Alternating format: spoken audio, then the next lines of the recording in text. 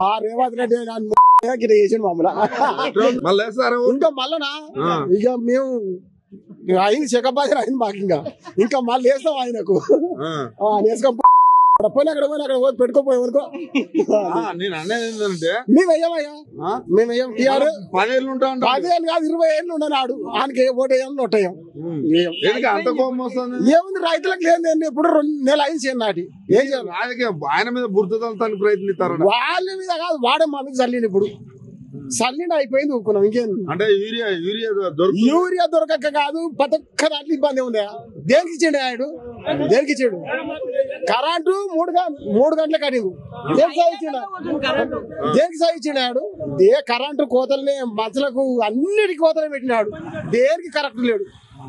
దేనికి కరెక్ట్ లేడు అంతేనా అన్ని కోతలు 2 సంవత్సరాలు 20 నెలలు అయింది ఆయన కరెక్ట్ వచ్చి